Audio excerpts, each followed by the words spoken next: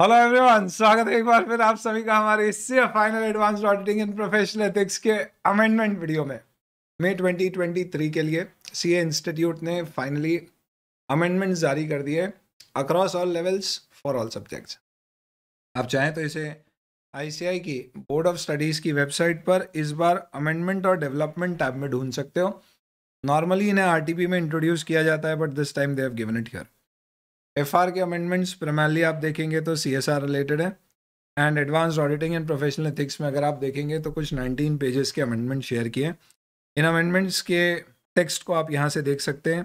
This looks to be very डरावना, इसलिए हम थोड़ा सा इसका खूबसूरत वर्जन देखने की समझने की कोशिश करेंगे। उन सारे अमेंडमेंट्स को मैंने अपने स्टाइल में नोट्स में कन्वर्ट कर दिया है ताकि आप यहाँ से सेफली सारे अमेंडमेंट्स कवर कर सकते हो। दोस्तों, टोटल अमेंडमेंट 6 चैप्टर में आईसीआई ने किए, जिसके अंतर्गत आप ये कह सकते हो कि सबसे पहला अमेंडमेंट अगर हम बात करें ऑडिट कमेटी और कॉरपोरेट गवर्नेंस का, ये वो अमेंडमेंट्स हैं जो ऑलरेडी नवंबर 22 में भी एप्लीकेबल किए जा चुके थे। जब जब इंस्टीट्यूट स्टडी मटेरियल अपडेट नहीं करता है तो वो आरटीपी या अमेंडमेंट्स की गाइडेंस क्यूमुलेटिव देता है, क्योंकि इंस्टीट्यूट ने 2022 के बाद स्टडी मटेरियल अपडेट किए नहीं, और अब न्यू सिलेबस जब भी आएगा तो अब उसी के हमारे पास मटेरियल आने वाले हैं। फॉर दैट पर्टिकुलर रीजन इस बार के अमेंडमेंट गाइड में नवंबर 22 के जो अमेंडमेंट्स हैं उन्हें भी ऐड किया गया। नवंबर 22 में सिर्फ ऑडिट कमेटी के चैप्टर में अमेंडमेंट थे और ढेर सारे अमेंडमेंट थे। क्योंकि वो ऑलरेडी वहां पर कवर्ड है, फॉर दैट रीजन इस वीडियो में मैं उसे कवर नहीं करूंगा। पर सर हमने उन्हें नहीं देखा है, दो तरीके देखने के, आप डिस्क्रिप्शन में लिंक देख लीजिए। क्योंकि छोटे छोटे बहुत सारे अमेंडमेंट है, मैं स्ट्रांगली सजेस्ट करूंगा कि आप पूरे ऑडिट कमेटी को ही एक बार रिवाइज कर लीजिए।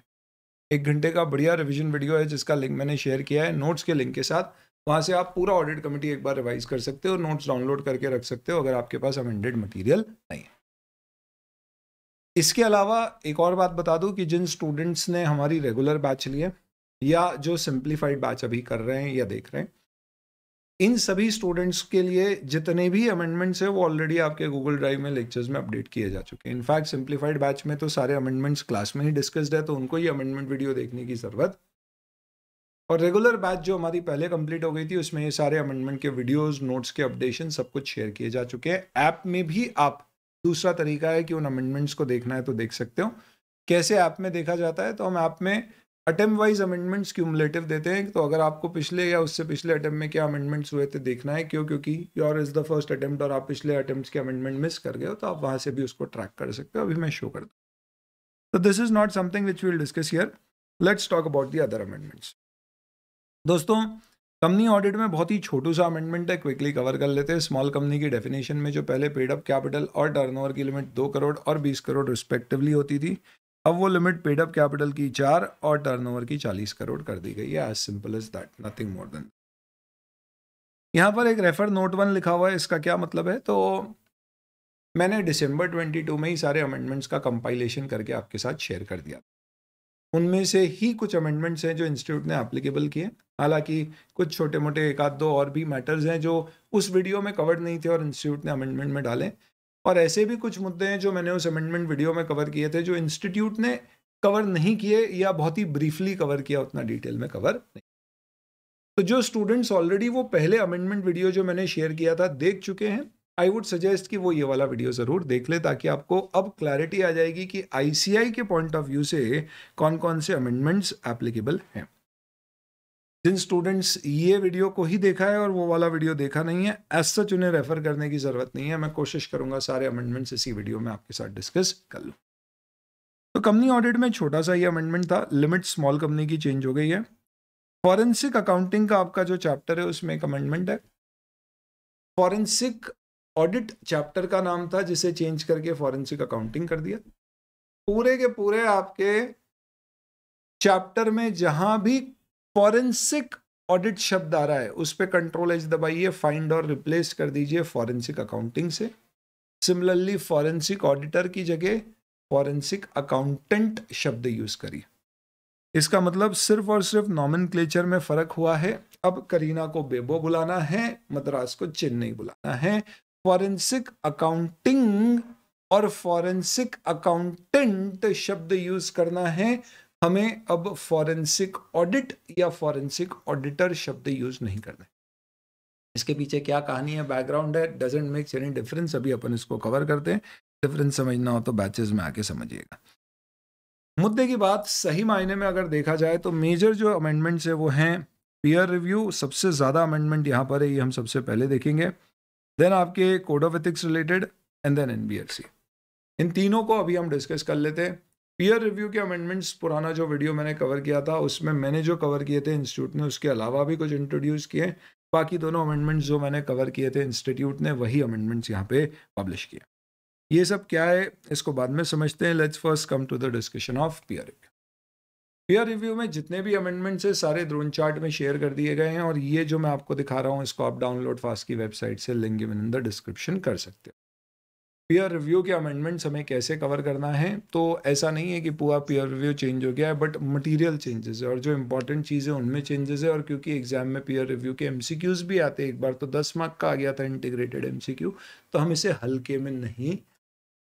Amendments by nature are very important for your exam. That is why this video and this particularly peer review amendment is equally very important.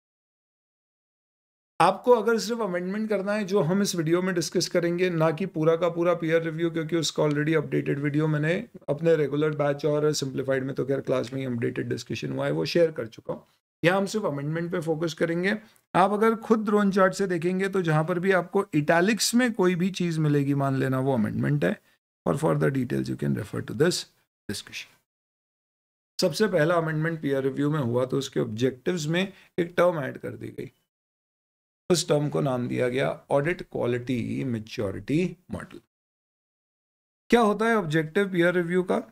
Basically to ensure कि हमारा सिस्टम प्रॉपर है, quality of reporting proper है, जिसके लिए हमें comply करना पड़ता है टेक्निकल, प्रोफेशनल और एथिकल स्टैंडर्ड्स, जो भी हमारे सर्कमस्टांसेस में हमारे ऊपर एप्लीकेबल होते हैं। यहां पे ये फ्रेज ऐड किया गया है, including audit quality maturity model wherever applicable और other regulatory requirement as may be prescribed by the council और एनी कमिटी, जिसको इस ड्रोन चार्ट में आगे AQMMOR के नाम से रेफर किया। तो इन्होंने कहा है कि you have to comply with technical, professional, ethical standards including audit quality maturity model as applicable or other regulatory requirements as prescribed from the committee or the council from time to time. अब इसी बात है, ये other regulatory requirement तो पहले भी होता था, जिसका मतलब था कि कोई लॉ और रेगुलेशन में रिक्वायरमेंट है, इसे शेड्यूल 3 भी आपको चेक करना है, आपका तो पीयर रिव्यूअर चेक करेगा आपने वो किया है या नहीं। जो फ्रेज खास तौर पे ऐड किया गया है वो है ऑडिट क्वालिटी मैच्योरिटी मॉडल। ये क्या कहानी है? अनफॉर्चुनेटली इंस्टीट्यूट ने इस बार जो अमेंडमेंट्स एप्लीकेबल किए हैं उन्हें देख के लगता है कि आधे अधूरे उठा के एप्लीकेबल कर दिए, और उससे रिलेटेड जो चीज़ें समझाना थी वो दी नहीं है। कोड ऑफ एथिक्स में तो ऐसा मज़ेदार अमेंडमेंट ऐड किया, बात करेंगे, आपको सुन के लगेगा वाह ICI वाह।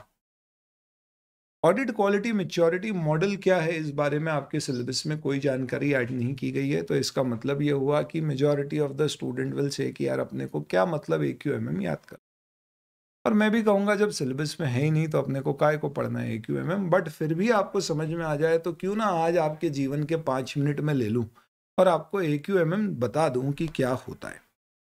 क्योंकि आपके सिलेबस में नहीं है इसलिए ड्रोन चार्ट में मैंने इसका कोई ज्ञान ऐड नहीं किया है, so that we are exam focused. However you may want to know it, इसलिए मैंने अलग से शेयर किया। Audit quality maturity model, centre of excellence Jaipur में एक centre for audit quality ICI ने इस्टेब्लिश किया, जिसका मेन उद्देश्य था कि कैसे हम हमारी CA फर्म्स, प्रैक्टिस यूनिट की quality improve over a period of time कर सके ऑन एन ऑनगोइंग बेसिस। तो उन्होंने एक रेटिंग सिस्टम निकाला जो कि एक सेल्फ इवैल्यूएशन सिस्टम है, जिसके अंतर्गत एक ऑडिट क्वालिटी मैच्योरिटी मॉडल बनाया, जिसमें एक मैट्रिक्स दिया गया। इस मैट्रिक्स में टोटल 3 सेक्शन है, हर सेक्शन के अंदर बहुत सारे अलग अलग क्वेश्चंस हैं और उनमें मैक्सिमम मार्क्स दिए गए, जिनका कुल टोटल 600 होता है। ये questions starting from questions like क्या आपके यहाँ पे स्टैंड क्वालिटी कंट्रोल पॉलिसी और प्रोसीजर मैनुअल है, क्या आपका विजन मिशन स्टेटमेंट है, क्या आपकी एंटिटी आपके प्रैक्टिस यूनिट में मेजॉरिटी फीस आपकी ऑडिट फीस से आती है। ऐसे कई सारे अलग अलग फेसेट्स ऑफ चीज़ों को कवर किया गया। सेल्फ इवैल्यूएशन है, आप उन सबके सामने खुद अपने मार्क्स देंगे और उन मार्क्स को देके आप अल्टीमेटली अपना टोटल निकालें। जैसा इनकम टैक्स में सेल्फ असेसमेंट होता है ना, अपनी इनकम अपन ही असेस करते हैं, वैसे ही ये सेल्फ इवैल्यूएशन। तो इनकम टैक्स में हमारा रिटर्न हम सेल्फ असेस करते हैं और फिर बाद में अगर लगता है असेसिंग ऑफिसर को कि कुछ गड़बड़ है तो वो स्क्रूटनी करता है। सेम इसी लॉजिक से यहाँ पे ये बोला गया है कि भाई आपकी फर्म अपने हिसाब से सेल्फ इवैल्यूएशन कर ले, और अगर आपकी फर्म पर ये audit quality maturity model mandatory किया गया है, यानी ये हर फर्म को बनाने की या फॉलो करने की जरूरत नहीं, specified set of practice unit या सीए फर्म्स को इसे फॉलो करना है। अगर आपके ऊपर ये मैंडेटरी किया गया है तो फिर जब भी आपके ऊपर मैंडेटरी किया गया और उसके बाद आपका पीयर रिव्यू होगा तो वो पीयर रिव्यूअर चेक करेगा कि आपने जो सेल्फ असेसमेंट किया है अपनी रेटिंग का वो सही है या नहीं है, और वो उसके बारे में अपनी रिपोर्ट में कमेंट देगा। और इन सभी के साथ में आपके पीयर रिव्यू सर्टिफिकेट में आपकी क्या रेटिंग आ रही है वो रेटिंग आपकी सर्टिफिकेट में दी जाए। ज्यादा चौड़े मत हो जाना, अगर तुम्हारी रेटिंग मस्त आ रही है बोले अपन ने तो आग लगा दी, सब में अपन एकदम टॉप लेवल पर आ रहे हैं। तो यहाँ पे क्या किया गया है कि लेवल्स को 4 लेवल ऑफ फॉर्म्स में बांटा गया है। None of this is included in your amendment material given by the ICI, but I told you I'll take 5 minutes of your life just to explain what it is. तो आपको अगर हर particular section में 75% से ज़्यादा point मिलते हैं तो आप लेवल 4 फॉर्म में ही आपके पीयर रिव्यू सर्टिफिकेट में आएगा। आप चौड़े हो गए, आपने बोला मैं तो अपनी वेबसाइट पर लिख डालूंगा कि भैया मेरा ऑडिट मैच्योरिटी मॉडल के अंतर्गत क्या है, लेवल 4 फॉर्म क्लासीफाई, तो ये ऐसी कॉलर ऊंची हो गई है मेरी। तो दोस्तों एक चीज़ ध्यान रखना, इसे डिसिप्लिनरी एक्शन ले लिया जाएगा, मिसकंडक्ट माना जाएगा under clause 6 schedule 1 part 1। ICI ने कहा है ऑडिट क्वालिटी मैच्योरिटी मॉडल में आपकी रेटिंग्स जो भी आएगी आप उसे कहीं भी पब्लिसाइज नहीं करेंगे, स्टेशनरी वेबसाइट एक्सेट्रा। किया तो सॉलिसिटेशन ऑफ वर्क माना जाएगा अंडर क्लॉज 6 पार्ट 1 शेड्यूल 1, और मिसकंडक्ट के एक्शंस के लिए आप जिम्मेदार। तो सर किन्हें फॉलो करना है ये ऑडिट क्वालिटी मैच्योरिटी मॉडल?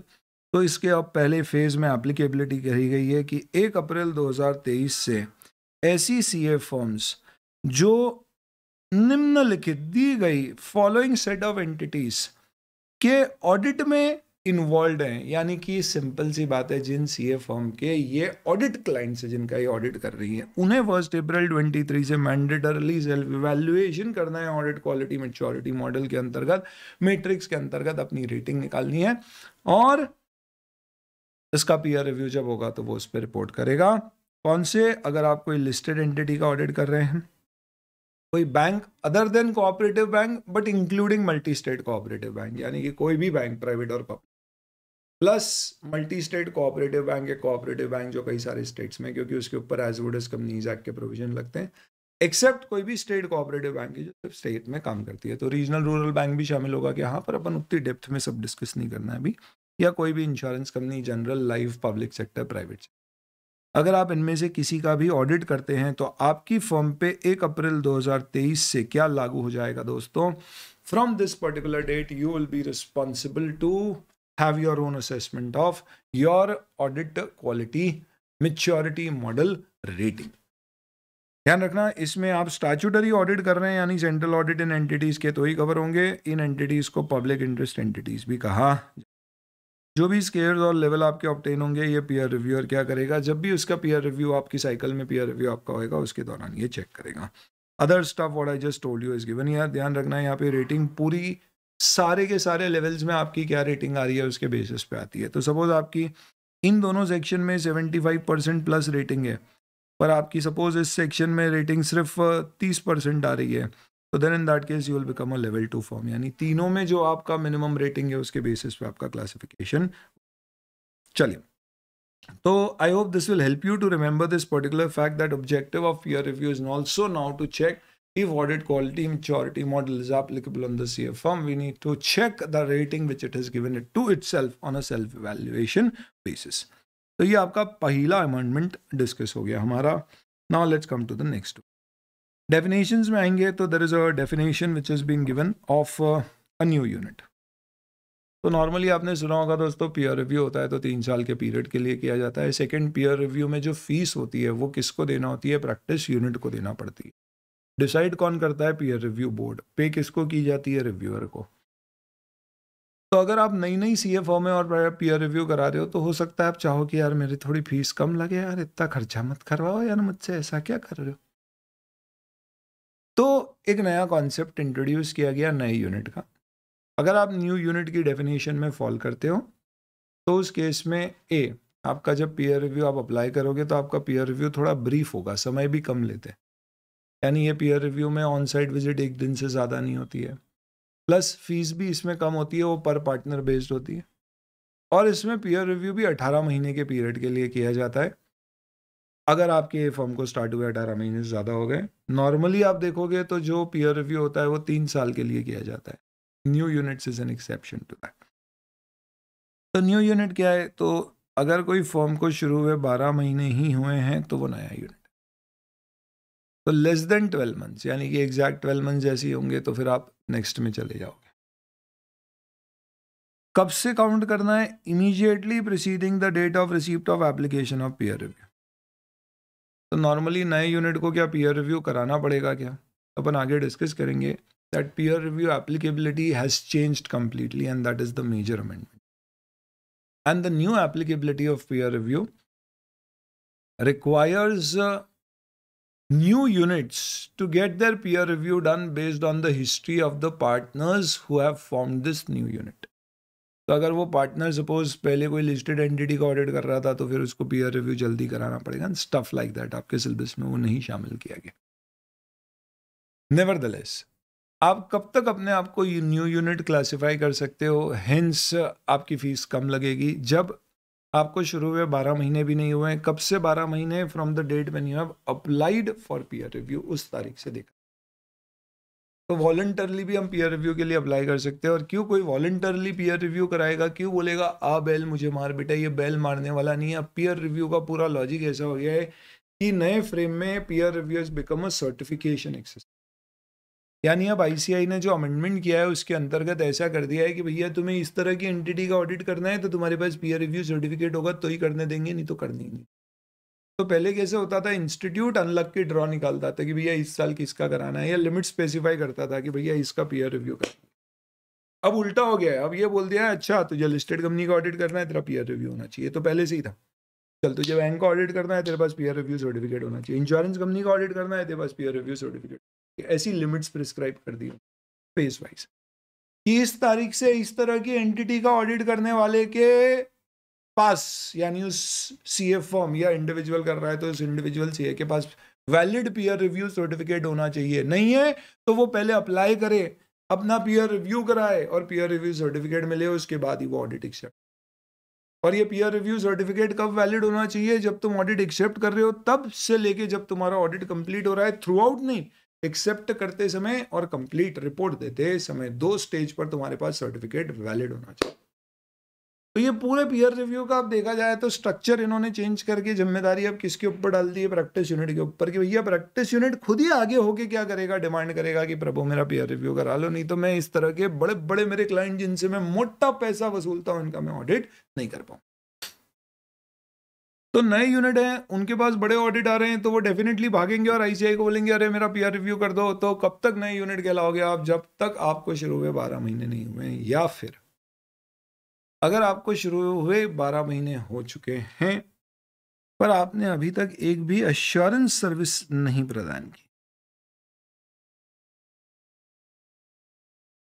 यानी up to 12 months you are a new unit whether और not you are giving any assurance service, यानी आपने इस दौरान कोई भी एश्योरेंस सर्विस दी या नहीं दी, यानी ऑडिट के कोई रिलेटेड क्लाइंट आपका है या नहीं है, फर्क नहीं पड़ता। पर 12 महीने या उसके बाद अगर आप अप्लाई करते हो from the date of establishment of your firm, तो आप नए यूनिट में तभी क्लासीफाई होगे जब आपके एक भी एश्योरेंस क्लाइंट अभी तक एक्सेप्ट नहीं किया। अगर कर लिया है तो फिर आप न्यू यूनिट में नहीं, एक नॉर्मल यूनिट की तरह पीयर रिव्यू में जाओगे, फिर फीस वगैरह आपकी ज़्यादा लगेगी। चलिए, पीयर रिव्यू की डेफिनेशन में भी ऑब्वियसली बात है चेंज होना था AQMM के कारण। तो डेफिनेशन ये तो वही है, means examination and review of systems and procedure to determine they've been put in place by PU for ensuring quality of service as envisaged in technical professional ethical standard as applicable। बस amendment ये है, including audit quality maturity model and other regulatory requirements and whether the same has been consistently applied। कुछ कुछ जगह clause के references add कर दिए हैं तो क्योंकि स्पेसिफिकली ऐड किए हैं तो आप ध्यान रख लेना, this is under clause two sub clause 14। चलिए, रिव्यूअर की डेफिनेशन क्या है? Means a member approved and empanelled by the board. जहां भी बोर्ड लिखा है दोस्तों, आप समझ जाना it is the peer review board. वो fulfil the requirements of clause 2 sub clause 19 of the peer review guideline. तो एक बहुत बड़ा अमेंडमेंट है एज सच। अगर अपन देखेंगे तो ये देखो, अभी अपन ने जो अमेंडमेंट देखे, ये नंबर 1, नंबर 2, ये नंबर 3, नंबर 4 रिव्यूअर की डेफिनेशन में।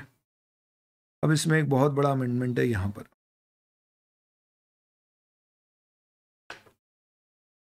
वो ये है कि पहले पीयर रिव्यू स्टेटमेंट होता था, अब उसे गाइडलाइन में कन्वर्ट कर। तो सर स्टेटमेंट तो मैंडेटरी और गाइडलाइन रिकमेंडेटरी है, तो इसका मतलब गाइडलाइन फॉलो नहीं करी तो भी चलेगा, ऐसा आप ना सोच लिए। इसलिए साफ साफ बोल दिया है कि कोड ऑफ एथिक्स के अंतर्गत चार्टर्ड अकाउंटेंट्स एक्ट के शेड्यूल 2 के पार्ट 2 का क्लास 1 कहता है contravenes any provisions of the act, regulations और guidelines, all members will be deemed to be guilty of professional misconduct. तो उसके लिए स्पेसिफिकली बोल दिया गया है कि peer review guideline will be treated as a guideline under clause 1 part 2 schedule 2 ये एक्ट। थोड़ा सा रिवाइंड करना पड़ेगा। तो अब ये स्टेटमेंट नहीं है, गाइडलाइन है, पर अभी भी इसका कॉन्ट्रावेंशन करोगे तो मिसकंडक्ट के एक्शंस आपके अगेंस्ट लिए जाएंगे, यानी आपको ये गाइडलाइन फॉलो तो करना। तो सर नाम क्यों गाइडलाइन दे दिया? तो इनिशियल फेज में कोई भी चीज़ इंस्टीट्यूट लाता है, जब तक वो पकती है, एक तरह से मैच्योर हो जाती है, तब तक वो उसको गाइडलाइन का फ्रेमवर्क देना पसंद। तो क्या बोला गया है अब कि ये वो मेंबर है जिसको अप्रूव और एम्पैनल किया है पीयर रिव्यू बोर्ड ने, जिसकी क्वालिफिकेशन जो प्रिस्क्राइब की गई है गाइडलाइन 26 में वो फुलफिल करता है। अब पहले क्या होता था, पीयर रिव्यू जो होता था वो सीए फर्म का ही होता था। Now they have also introduced the concept of branch peer review. तो जैसे कोई बिग 4 है, पीडब्ल्यू है, उसकी बहुत सारी ब्रांच है, एक ब्रांच का पीयर रिव्यू अगर करना है तो फिर उसे ब्रांच पीयर रिव्यूअर कहेंगे। ध्यान रखना, ब्रांच का peer reviewer should be also empaneled as a peer reviewer with ICAI. It's just that he'll be appointed to conduct peer review of a branch of practice. यानी कि qualification for branch peer reviewer are not different from that of a peer reviewer. It is the same. It is only the scope of his work is a little different. तो ये हमारा छठा amendment हो गया एक तरह से आप बोलो तो। चलिए, देन इसके बाद में we will have to now come to the scope of peer review, जिसमें एक अमेंडमेंट किया गया है, वो भी AQMM से रिलेटेड। तो पहले स्कोप में क्या चीज़ें शामिल होती थी कि आपको टीपी का कंप्लायंस चेक करना है, सिस्टम्स और प्रोसीजर्स आपके यहाँ प्रॉपर है, क्वालिटी ऑफ रिपोर्टिंग आपकी सही आ रही है, बाकी कुछ स्पेसिफिक रेगुलेशंस का compliance with respect to books आपने रखी है, अकाउंट ऑफ असाइनमेंट, आर्टिकल्स के, ट्रेनिंग की वर्क डायरीज, उनकी स्टाइपेंड और ट्रेनिंग आप स्टाफ की ले रहे हो, यानी ये 6 पॉइंट होते थे। अब एक 7वां पॉइंट ऐड कर दिया है जिसको पॉइंट नंबर 4 दिया गया, अकॉर्डिंगली आगे के नंबर्स चेंज हो गए। Self evaluation under audit quality maturity model और any other guideline issued by centre for audit quality, ये जो जयपुर। तो पीयर रिव्यूअर के स्कोप में अब जो self evaluation audit quality maturity model का किया है, अगर एप्लीकेबल है तो वो भी पीयर रिव्यूअर को चेक करना होगा। अब आपको समझ में आया कि ये सब चीज़ें आपके दिमाग में एकदम मस्त बैठ जाए, इसलिए मैंने आपके जीवन के 5 मिनट लिए थे ऑडिट क्वालिटी में सिखाने। अब आते हैं अपन अगले अमेंडमेंट पे, which is areas not to be examined in peer review. I hope आपको ध्यान होना चाहिए कि पीयर रिव्यू में दोस्तों हम लोग क्या करते हैं, सिर्फ अश्योरेंस असाइनमेंट, यानी जिसमें कोई ओपिनियन दे रहे हैं वो कवर कर। नॉर्मली इनमें इंडिपेंडेंट ऑडिट भी आएंगे, कॉन्करेंट ऑडिट भी, पर बाकी सारे तरह के असाइनमेंट जैसे कोई इन्वेस्टिगेशन है, मैनेजमेंट कंसल्टेंसी सर्विसेज है, टैक्स रिप्रेजेंटेशन सर्विसेज हैं, ये सब इसमें शामिल नहीं। तो यहाँ पे आपको दिया गया है कि एक एडिशन किया गया है, एनी अदर सर्विस रेंडर्ड और function perform by the practitioner not prescribe by the council to be an assurance engagement. Commencement में बस ये बोल दिया गया है कि अब काउंसिल के पास पावर है कि वो बोल सकती है कि we are due diligence is not an assurance engagement. अगर वो ऐसा बोल देगी तो फिर वो एश्योरेंस एंगेजमेंट नहीं है, और अगर नहीं है तो फिर उस केस में पीयर रिव्यू के स्कोप में नहीं आएगा। तो जब पीयर रिव्यूअर आपके आएगा, तो अगर सीए फर्म ने उस तरह के कोई असाइनमेंट हैंडल कर रखे हैं तो वो उनका पीयर रिव्यू नहीं करेगा, यानी सैंपल साइज लेते समय उन्हें शामिल। चलिए, तो this is your next amendment, और mother of all amendments is the peer review mandate. Clause 5 of the peer review guidelines has changed completely the applicability of peer. पहले 2 लेवल्स होते थे peer review की एप्लीकेबिलिटी के लिए, जिसमें बोलते थे कि अगर आपका क्लाइंट एक म्यूचुअल फंड है, लिस्टेड एंटिटी है, ब्ला ब्ला ब्ला ब्ला ब्ला है, तो आप फेज 1 में, सॉरी आप लेवल 1 हो, लेवल 1 में आपको हर 3 साल में पीयर रिव्यू कराना है, नहीं तो लेवल 2 और आपको 4 साल में कराना। और उसमें होता क्या था, सबके पीयर रिव्यू होते नहीं थे, सीए फॉर्म फिर ICI ढूंढता था, पीयर रिव्यू बोर्ड ढूंढता था, इसका नहीं हुआ, करवाओ। तो अब हमने रिवर्स कर दिया पूरा मॉडल। अब कैसा हो गया है, अब ऐसा मॉडल बना दिया है कि यूनिट खुद आके बोलेगा, प्रैक्टिस यूनिट यानी कि सीए फॉर्म जिसका पीयर रिव्यू होता है उसको पीयू बोलते हैं, प्रैक्टिस यूनिट। अपन अमेंडमेंट कर रहे हैं बेटा, पूरा प्रोविजन नहीं पढ़ना। तो वो पीयू जो होगा वो अब खुद आगे बोलेगा, अरे मेरा पीयर रिव्यू करा दो प्लीज, जल्दी कराओ। क्यों? क्योंकि मैं ऑडिट एक्सेप्ट नहीं कर पा रहा हूँ जब तक मेरा पीयर रिव्यू नहीं हो पा।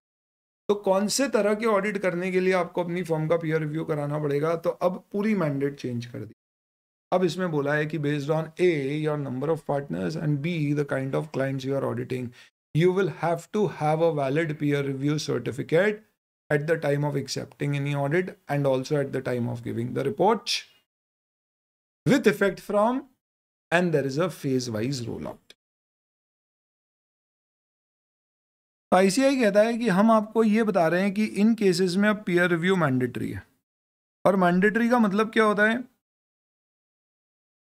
आपके पास पीयर रिव्यू सर्टिफिकेट होना चाहिए अगर आप मैंडेटरी में फॉल करते हो।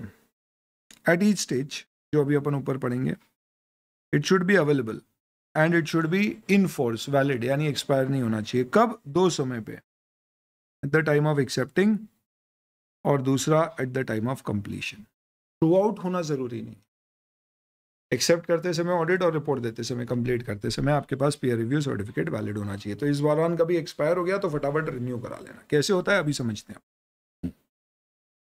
ICI ने बोला देखो कुछ को हम मैंडेटरी कर रहे हैं, पर ऐसा नहीं हमने मैंडेटरी किया उनका ही पीयर रिव्यू होगा, बाकी लोग चाहें तो वॉलंटरली अप्लाई कर सकते हैं। न्यू यूनिट की हमारी थोड़ी सी अलग गाइडलाइंस है जो आपके सिलेबस में उन्होंने डिटेल में शामिल नहीं करी, बस इतना सा कहा है कि वो डिपेंड करेगा कि जो उनके नंबर ऑफ पार्टनर्स हैं या उनकी जो पास्ट हिस्ट्री है, प्लस वो किस तरह के क्लाइंट का ऑडिट करना चाह रहे हैं, उन सब के आधार पे। और इसके अलावा हो सकता है कि कोई स्पेशल केस में अगर बोर्ड को लगे, कब लगेगा बोर्ड को, जब किसी के पास, बोर्ड के पास किसी से कंप्लेन आएगी कोई पर्टिकुलर प्रैक्टिस यूनिट की, तो हो सकता है ICI उसे बोले या डिसिप्लिनरी डायरेक्टरेट या कोई भी रेगुलेटर बोले यार ये इसका पीयर रिव्यू करो, जरा चेक करो ये काम ढंग से कर रहा है नहीं, तो हम special peer review irrespective of वो कौन से फेज में क्या है, हम अलग से उसका पीयर रिव्यू। अगर आप ये कह सकते हो कि अब पीयर रिव्यू की मैंडेट इम्प्लीमेंटेशन 3+1 कैटेगरी में, कुछ जगह मैंडेटरी, बाकी आपके पास वॉलंटरी स्पेशल केस में, और स्पेशल यूनिट का अलग से, न्यू यूनिट का अलग से स्पेशल प्रोविजन। अब इसी बात है, हमें कौन से फेज समझना पड़ेंगे, मैंडेटरी पीयर रिव्यू किस हिसाब से है। 1 April 2022, this is a date in the past. सारी लिस्टेड एंटिटी का ऑडिट करने वाली CA फॉर्म प्रैक्टिस यूनिट को क्या होना चाहिए, उनके पास पीयर रिव्यू सर्टिफिकेट होना चाहिए। कब? एक्सेप्ट करते समय और कंप्लीट करते। Practice unit which propose to undertake statutory audit of enterprise जिसकी डेट या इक्विटी इन और आउटसाइड इंडिया लिस्टेड है। ध्यान रखना, लिस्टेड और टू बी लिस्टेड नहीं लिखा है, लिस्टेड है। हालांकि इनके ऊपर क्योंकि पहले से ही सेबी पीयर रिव्यू मैंडेटरी कर चुका है, तो आपने इनको बोला कि 1 अप्रैल 22 से ही आपके पास पीयर रिव्यू होना चाहिए, तो गलत नहीं है क्योंकि इनके ऊपर पहले से ही नॉर्म्स थे। सर आपने ये तो बताया नहीं है, जो पीयर रिव्यू गाइडलाइंस आई है, गाइडलाइंस लागू कब से हुई है? 1 अक्टूबर 2020। तो ये फेज 1 में इन तरह की CA फर्म्स को कवर करेंगे। फेज 2, अगर आप एक ऐसी CA फर्म है जिनमें 5 या उससे अधिक पार्टनर है। अब सवाल उठता है कि सर 5 और उससे अधिक पार्टनर कब देखना है, तो जो इनिशियली प्रपोजल बनाया गया था कि भैया पीयर रिव्यू की ये फेज वाइज रोल आउट होगी, उस प्रपोजल में उन्होंने कहा था कि any time in the preceding financial year. तो पिछले फाइनेंशियल ईयर में अगर आपके 5 पार्टनर कभी भी हैं तो फिर आपके पास पीयर रिव्यू सर्टिफिकेट 1 अप्रैल 2023 से होना ही चाहिए, कोई भी ऑडिट एक्सेप्ट करते समय और कंप्लीट करते समय। पर जब फाइनल फेज रोल आउट करा और जो नोटिफिकेशन आया उसमें ये जो स्टार में मैंने लिखा है कोष्टक में ब्रैकेट में any time in the preceding financial year, ये स्पेसिफाइड नहीं है, तो मैं मानता हूँ इसका मतलब अभी भी वही होना चाहिए। तो अगर आपकी फर्म में सिंपल है, देखो 5 या उससे अधिक पार्टनर, तो एक बात तय कर लो, 1 अप्रैल 2023 से तुम्हारे पास पीयर रिव्यू सर्टिफिकेट होना चाहिए। नहीं है तो क्या होएगा सर, डिसिप्लिनरी एक्शन इनिशिएट होगा क्या? कुछ नहीं होगा बेटा। अगर पीयर रिव्यू सर्टिफिकेट नहीं है तो तुम कोई स्टैट्यूटरी ऑडिट एक्सेप्ट नहीं कर पाओगे और तुम कोई स्टैट्यूटरी ऑडिट जो ऑलरेडी एक्सेप्टेड है उसे कंप्लीट नहीं कर पाओगे, बस और कुछ नहीं होगा, सिर्फ इतना सा। तो सर हमें ऑडिट करना ही नहीं, हम कोई एश्योरेंस सर्विस देते ही नहीं है, तो बढ़िया है, कोई दिक्कत ही नहीं है, क्योंकि ऐसे भी पीयर रिव्यूअर आके सिर्फ एश्योरेंस सर्विसेज ही चेक करता है, तो मत कराओ अपना पीयर रिव्यू। अच्छा, मतलब ऐसा भी हो सकता है 10 फर्म की एक पार्टनर है जो इनमें से कुछ भी नहीं करा रही है, तो पीयर रिव्यू ना ले, कोई दिक्कत नहीं। तो ये रिक्विजिट जो पीयर रिव्यू सर्टिफिकेट की रिक्विजिशन है, ये क्यों है? ताकि आप इसके बेसिस पे क्या कर पाओगे, ऑडिट एक्सेप्ट कर पाओगे, स्टैट्यूटरी ऑडिट और कंप्लीट कर। चलिए, that is our interpretation of it. Any which ways, तो ये कहा गया है कि 1 अप्रैल 2023 से you have a prerequisite of having a peer review certificate by practice unit. And why do you need this requisite? क्यों है? Because if you are accepting और कंप्लीटिंग एनी अटेस्टेशन सर्विस जिसमें भी आप एक opinion दे रहे हो, तो उस पर्टिकुलर केस में आपके पास ये होना चाहिए। Attestation services basically you can say casually आप बोल सकते हो स्टार्ट ऑडिट। लेकिन लेट्स से फॉर एग्जांपल मेरी फर्म में इतने पार्टनर्स नहीं है, तो क्या आप ऐसे कोई स्टैट्यूटरी ऑडिट कर रहे हो अनलिस्टेड पब्लिक कंपनी का? ध्यान रखना, प्राइवेट नहीं लिखा है, यानी सिर्फ पब्लिक है। लिस्टेड है तो वो फेज 1 में आ गया, तो अब बची अनलिस्टेड। तो अब अनलिस्टेड में कौन सी वाली आई? प्राइवेट हटा दी तो पब्लिक। समझ में आया? तो यहां सारी लिस्टेड आ गई, यहां अनलिस्टेड, पब्लिक, पर उसमें लिमिट दी गई 500, 500, 1000 की। ये बिल्कुल वही लिमिट है दोस्तों, अगर आपको याद हो तो नफरा की जो लिमिट होती है कि अगर आप इन तरह की एंटिटीज के ऑडिट करते हो तो फिर उस केस में नफरा के शिकंजे में आपको कसा जा सकता है, यानी नफरा आपके ऊपर क्या कर सकती है? गवर्नेंस लगा सकती है। तो ये जो लिमिट है 500, 500, 1000 की इकाई की है। पेड अप कैपिटल हमेशा मैक्सिमम लिमिट टर्नओवर की होती है, एनुअल टर्नओवर है, और अगली 500 है outstanding loans, debentures and deposits. ध्यान रखना, नॉर्मली जब भी बोरिंग्स की लिमिट होती है तो मोर देन होती है, लेकिन यहाँ पे मोर देन इक्वल टू है। पूरे कंपनी लॉ में कुछ ही ऐसे गिनती के प्रोविजंस हैं, जैसे कि नफरा, जैसे कि रोटेशन ऑफ ऑडिटर, और एक कारो की एप्लीकेबिलिटी आप बोल सकते हैं, जहां पे more than equal to use किया जाता है with respect to what? Borrowings. Otherwise majority जगह आप देखोगे तो बोरिंग मोर देन ही है, फिर वो इंटरनल ऑडिट की लिमिट हो या any other limit if you are talking about. तो अगर आपकी आउटस्टैंडिंग लोन्स कब? As on 31 March of immediately preceding year. Paid up capital as on 31 March of immediately preceding year. Turnover obvious सी बात है एनुअल टर्नओवर है, यानी of the preceding financial year. इनमें से कोई भी लिमिट टच या क्रॉस कर देती है, किसकी? आपके क्लाइंट की, जिसका आप ऑडिट करते हैं, तो फिर आप फेज 2 में कवर्ड हैं और आपके पास इस तारीख से पहले पीयर रिव्यू सर्टिफिकेट होना। लेकिन हमारी फर्म में तो 4 ही पार्टनर हैं, तो 4 या 4 से ज़्यादा वाली पार्टनर वाली फर्म फिर किस में कवर हो जाएगी? 2024 के फेज में कवर होंगे। और उतने भी पार्टनर नहीं है तो फिर उस केस में अगर आप स्टैट्यूटरी ऑडिट कर रहे हैं ऐसी एंटिटीज़ का जिन्होंने पब्लिक से फंड्स रेज किए हैं या बैंक से या फाइनेंशियल इंस्टीट्यूशन से 50 करोड़ रुपए से ज़्यादा के, कब? During the period under review, यानी कि 3 साल में, क्योंकि पीयर रिव्यू 3 साल का। तो then in that particular case आप फेज 3 में कवर हो जाएंगे। तो फेज 3 में जब आपका क्लाइंट 50 करोड़ से ऊपर का फंड रेज करके बैठा है, देखो यहाँ पर भी मोर देन इक्वल टू नहीं है, more than public, bank, financial institution या किसी भी फॉर्म में, then in that case you will be covered under phase 3। या फिर आप एक ऐसी body corporate which will include companies और नॉन कॉर्पोरेट एंटिटी या ट्रस्ट जो पब्लिक इंटरेस्ट एंटिटीज की डेफिनेशन में कवर्ड। पूरे आपके आईसीआई के मॉड्यूल में ऑडिट के पेपर में पब्लिक इंटरेस्ट एंटिटी को कहीं डिफाइन नहीं किया गया है। इसकी डेफिनेशन आपको अगर मिलेगी तो वो मिलेगी आपको कोड ऑफ एथिक्स, अगर आप बेयर पढ़ोगे तो उसके पार्ट 1 इस्बा कोड में। इस्बा कोड में डिफाइन किया गया है पब्लिक इंटरेस्ट एंटिटी वो एंटिटी है जो ए लिस्टेड कंपनी है, बैंक्स हैं या इंश्योरेंस कंपनीज हैं जिनमें यूजुअली पब्लिक का पैसा लगा रहता है, या ऐसी एंटिटी है जिसको किसी दूसरे रेगुलेटर ने पब्लिक इंटरेस्ट एंटिटी डिफाइन कर रखा है, तो उन्हें पब्लिक इंटरेस्ट एंटिटी कहा जाता है। लिस्टेड बैंक, इंश्योरेंस और अदर्स जो कोई रेगुलेटर के द्वारा डिफाइंड है as a public interest entity. ये कोड ऑफ एथिक्स के वॉल्यूम 1 में डिफाइन किया गया है। हो सकता है कि based on the number of size, the number of employees, nature of business, stakeholders भी आईसीआई या कोई इसे पब्लिक इंटरेस्ट एंटिटी डिफाइन करे। आईसीआई या कोई यानी कोई दूसरा रेगुलेटर। तो वो पब्लिक इंटरेस्ट एंटिटी का अगर आप स्टैट्यूटरी ऑडिट कर रहे हो, सेंट्रल ऑडिट, ब्रांच का नहीं, तो उस पर्टिकुलर केस में भी आप फेज 3 में कवर्ड। तो अगर आप देखोगे आईसीआई के मॉड्यूल में या पुराने आरटीपी एमटीपी में जो क्वेश्चंस थे फेज वाइज कवरेज के, उनमें अलग तरह के क्वेश्चंस थे। जैसे कि एक म्यूचुअल फंड मेरा क्लाइंट है जिसका मैं ऑडिट करता हूं, तो बताओ मुझे पीयर रिव्यू में कौन से लेवल में कवर किया जाए। तो पुराने प्रोविजन में बोलते थे कि भाई म्यूचुअल फंड का ऑडिट करने वाली सारी प्रैक्टिस यूनिट लेवल 1 कहलाती है, हर 3 साल में पीयर रिव्यू कराना है।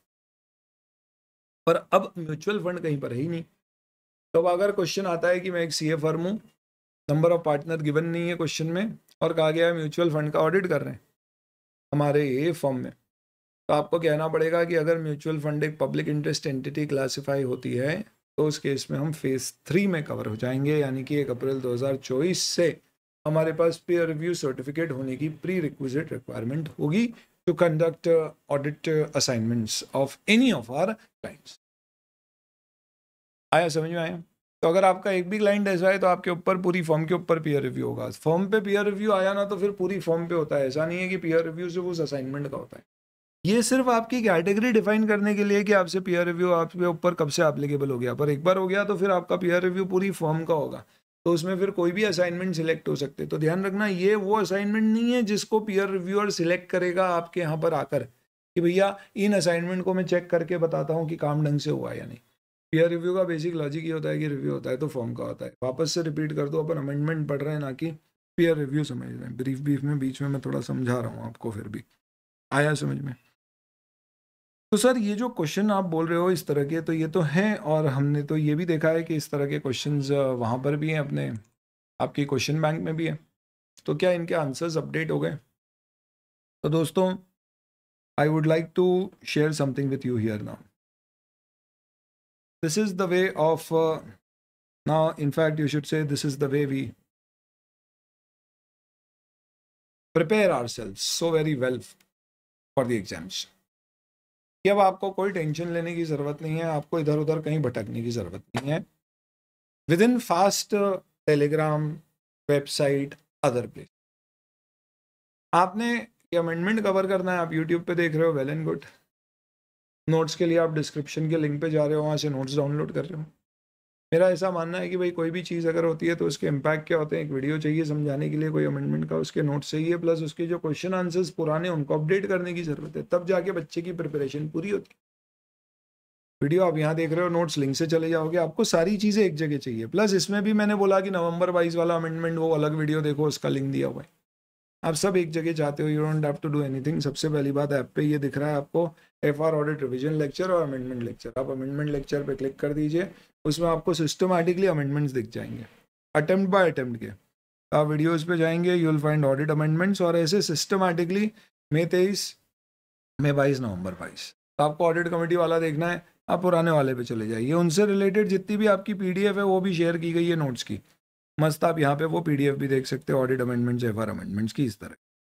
यहाँ पे बुक्स के भी एक्सेस हैं, तो बुक्स में इनफैक्ट अगर RTP वगैरह कोई उसके अलग से देनी है तो वो देते हैं। अभी मैं क्वेश्चन आंसर की बात बता रहा था कि जैसे ये क्वेश्चन का आंसर चेंज हो गया, तो जो स्टूडेंट्स रेगुलर बैच लिए हैं या सिंप्लीफाइड लिए हैं, या जिन्होंने ये किताब की प्रिंटेड कॉपी खरीदी है, क्योंकि सॉफ्ट कॉपी तो सबके साथ मैंने शेयर करी है, आपको किसी को लगे तो सॉफ्ट कॉपी मैं आपके साथ लिंक में शेयर कर दूंगा। हावेवर वो सॉफ्ट कॉपी हमने पहले शेयर करी थी अमेंडमेंट्स आने के। तो अब आप देखेंगे तो यहाँ पे you will find this is the question bank. में इस पर क्लिक करता हूँ। क्वेश्चन बैंक में क्या करना है, आपकी क्वेश्चन बैंक में 1000+ क्वेश्चन है, वो सारे के सारे यहाँ पे ऐप में दिए हुए हैं। चैप्टर 17 आपके ICAI का मॉड्यूल का है, peer review and quality review. में चैप्टर 17 पे क्लिक कर, चैप्टर 17 के अंदर जितने भी क्वेश्चंस के आंसर अमेंड हुए हैं उन सबके सामने येलो कलर का अमेंडमेंट फ्लैग लग गया। आप कोई भी क्वेश्चन को क्लिक कर लीजिए, you will find that particular question. Question पुराने वाला है पर इसका आंसर अमेंड हो गया है, और जहाँ भी अमेंड होता है ये येलो से हम हाईलाइट कर देते हैं, इसमें पूरा आंसर अमेंड हुआ है, कहीं पे एक पार्ट अमेंड होता है तो उतना कर देते हैं और बता दिया कि भैया ये अमेंडेड है।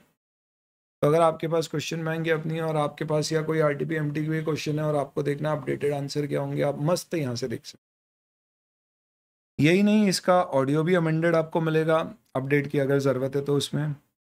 यही नहीं, अगर आपको पूरे ऑडिट की क्वेश्चन बैंक में कहाँ का अमेंडमेंट हुए हैं ये देखने हैं तो आप यहाँ पर जाइए और फ्लैग करें।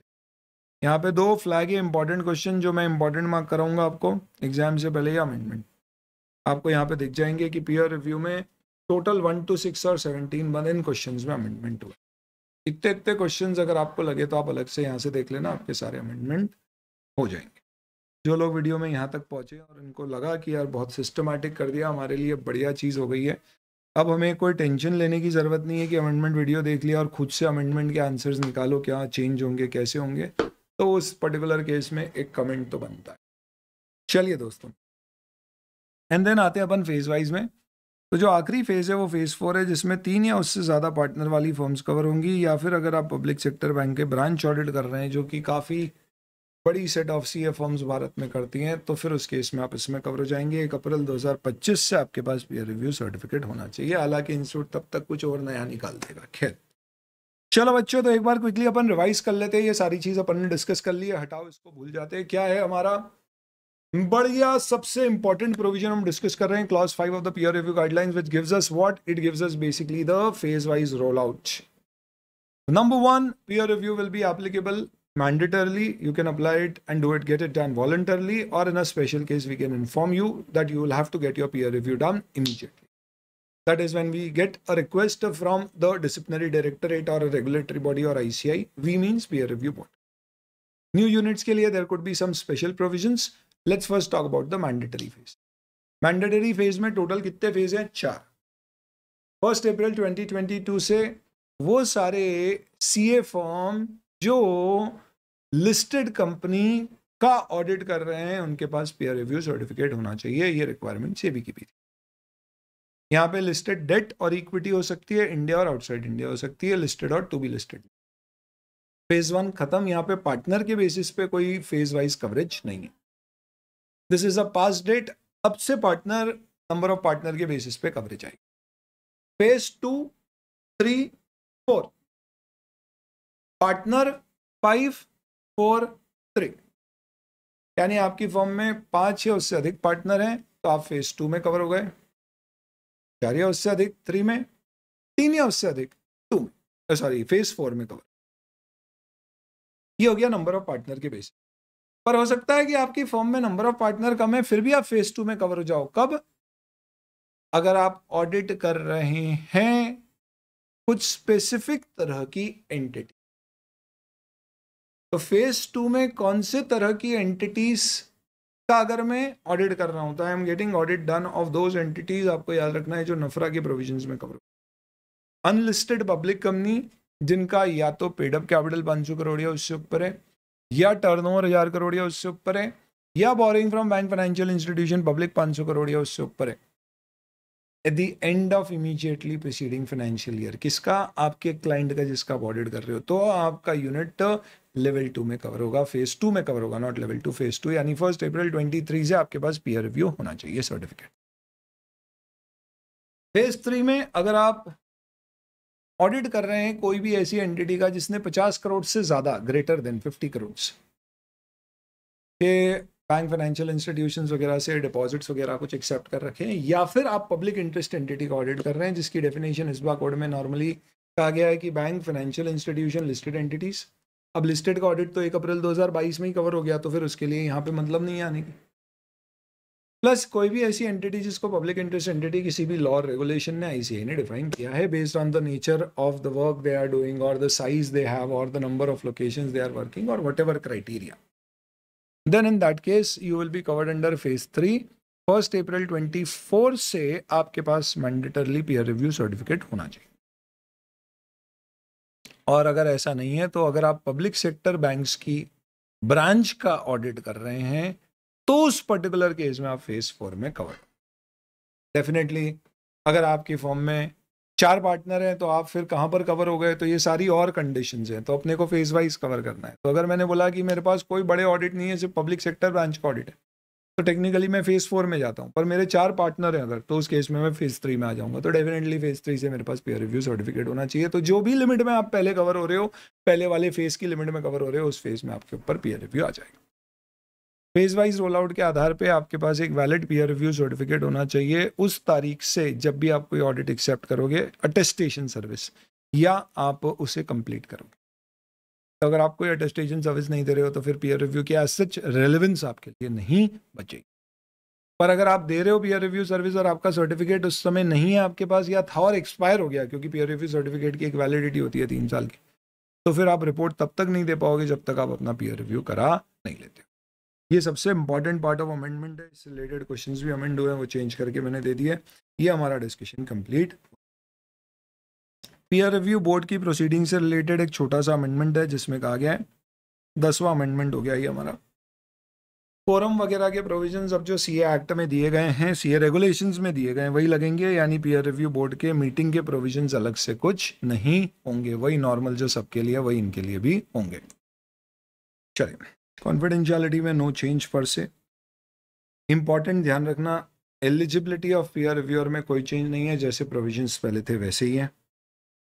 अगला चेंज अब अपने को जहां पर मिलेगा, that is the next big change, that is the peer review procedure. दोस्तों ध्यान रखना, अगर एग्जाम में क्वेश्चन आता है अप्रोच ऑफ पीयर रिव्यूअर क्या होगी, या step wise approach of peer reviewer बताएं, तो आपको ये वाले पॉइंट्स रिपोर्ट करना है। अभी अपन स्टेप वाइज अप्रोच नहीं देख रहे हैं, हम पीयर रिव्यू का पूरा प्रोसेस देख। पीयर रिव्यूअर की अप्रोच ये नहीं है, ये पीयर रिव्यू का पूरा प्रोसेस है। पहले 60 डेज में आप पीयर रिव्यू कंप्लीट करते थे, उससे भी पहले 90 डेज हुआ करता था, अब इसे 20 वर्किंग डेज कर दिया गया है। और न्यू यूनिट के केस में तो 7 वर्किंग डेज के अंदर अंदर आपको पीयर रिव्यू कंप्लीट। इसके अंतर्गत अलग अलग स्टेप्स होंगे जिन्हें हम प्रोसीजर्स कहेंगे। सबसे पहले प्रोसीजर इनिशिएट करने का पीयर रिव्यू, उसके बाद में रिव्यूअर एक प्रोसीजर फॉलो करेगा पीयर रिव्यू करने के लिए, और उसके एग्जीक्यूशन स्टेज में वो कैसे रिव्यू करने वाला है वो डिस्कशन, और फाइनली फिर रिपोर्ट। इसमें मेजर अमेंडमेंट जो किए गए हैं वो ये पूरा अमेंड हो गया है। A point, B point substantially amend हो गया है, सी पॉइंट में मेजर अमेंडमेंट सिर्फ और सिर्फ न्यू यूनिट से रिलेटेड है, डी पॉइंट आपका पूरा अमेंड हो गया। Procedure for initiating peer review क्या है, पहले मैं आपको फ्लो में समझा देता हूं। अब ऐसा होता है दोस्तों कि आपको पीयर रिव्यू अगर कराना है तो आप क्या करेंगे, या तो आपके पास आईसीआई इत्तला करेगा कि भाई तुम्हारा पीयर रिव्यू ड्यू है, कराओ, या फिर तुम्हें खुद को अप्लाई करना पड़ेगा। तो एक फॉर्म 1 बना दिया गया है, which is application for peer review plus questionnaire. ICAI बोलता है अगर अप्लाई कर रहे हो पीयर रिव्यू के लिए तो साथ साथ में एक क्वेश्चनर हमने अटैच कर रखी है फॉर्म में, जिसमें तुमसे जानकारी ले रहे हैं कि तुमने क्या क्या तरह के क्लाइंट को किन किन तरह की सर्विसेज दी है, क्या फीस चार्ज करी है, क्या असाइनमेंट था तुम्हारा, सब डिटेल उसमें डाल दो, ताकि एप्लीकेशन के साथ ही सारी डिटेल भी हमारे पास आ जाए। हम फटाक से तुम्हें एक पीयर रिव्यूअर देंगे और ये वाला फॉर्म की एक कॉपी उसे दे देंगे, जिससे वो बढ़िया सैंपल सिलेक्ट कर लेगा कि भाई आपकी ये लिस्ट ऑफ असाइनमेंट में से ये असाइनमेंट है जो मैं आके आपके उन असाइनमेंट के वर्किंग पेपर चेक करूंगा अपार्ट फ्रॉम योर सिस्टम्स और प्रोसीजर्स, और कंक्लूड करूंगा कि आपकी क्वालिटी ऑफ रिपोर्टिंग सही है, आपने काम ढंग से किया है या नहीं किया है, और उसके बेसिस पे आपको क्या क्लीन पीयर रिव्यूज रिपोर्ट मिलना चाहिए। या तो सबसे पहला स्टेप क्या हो गया, आपको अप्लाई करना है तो आप फॉर्म 1 देके अप्लाई करोगे, और उसके बाद आईसीआई को समय दिया गया है 3 दिन का। 3 वर्किंग डेज के अंदर आईसीआई क्या करेगा, 3 रिव्यूअर रेकमेंड करेगा प्रैक्टिस यूनिट को कि इन 3 में से तुम एक सिलेक्ट कर लो। आपको जैसी रिकमेंडेशन दिया उसके बाद प्रैक्टिस यूनिट को 3 में से एक वर्किंग डे में सिलेक्ट करना। तो आप बोर्ड को बताओगे कि भैया ये वाला रिव्यूअर मुझे पसंद है, आप एक काम करो स्वीट को हमारा रिव्यू करने के लिए भेज दो। तो फिर बोर्ड स्वीटी का अपॉइंटमेंट लेटर बना के उसे इन्फॉर्म करेगा कि स्वीटी स्वीटी स्वीटी तुम्हारा रिव्यू चाहेगा, आपको रिव्यू करना है। और फिर बोर्ड इंटीमेट करेगा रिव्यूअर को कि भाई स्वीटी तुम्हें भाई का ऑडिट करना है, भाई यानी प्रैक्टिस यूनिट का। स्वीटी को एक डिक्लेरेशन ऑफ कॉन्फिडेंशियलिटी देना पड़ेगा, क्योंकि हमें डर है स्वीटी के डाइजेस्ट बात रहती नहीं है, निकल जाती है। तो हमने बोला ना, डिक्लेरेशन ऑफ कॉन्फिडेंशियलिटी दो कि तुम इधर उधर कोई बातें नहीं करोगी। तो declaration of confidentiality will be given, और ये किसको दिया जाएगा? स्वीटी के द्वारा भाई को, भाई यानी प्रैक्टिस यूनिट जिसका ऑडिट हो। क्योंकि पीयर रिव्यू बोर्ड तो एम्पैनल करते समय रिव्यूअर को तभी डिक्लेरेशन ऑफ कॉन्फिडेंशियलिटी ले लेती है। तो इसका एक फॉर्म 2 दिया गया है। फॉर्म 2 मतलब 2 वर्किंग डेज में ये देना पड़ेगा। तो जैसे ही स्वीटी को अपॉइंट कर दिया जाएगा, उसके 2 दिन के अंदर अंदर स्वीटी फॉर्म 2 में भाई को एक सर्टिफिकेट देगी और बोलेगी भाई मैं कॉन्फिडेंशियल रखूंगी तुम्हारी सारी बातों। भाई ने बोला है, भाई बोल दिया क्या, मैंने भी क्या सोच के अपॉइंट। खैर, फिर प्रैक्टिस यूनिट को क्या करना है? वो जो फॉर्म 1 दिया था उसने किसको? आईसीआई को, पीयर रिव्यू बोर्ड को, जिसमें पूरी डिटेल थी। अब उस फॉर्म की एक कॉपी उसे किसको देना पड़ेगा? स्वीटी को। कितने समय में? 2 वर्किंग। कि ये लो स्वीटी, ये हमारी फॉर्म 1 एप्लीकेशन है जिसमें और पूरी क्वेश्चनर भरी हुई है।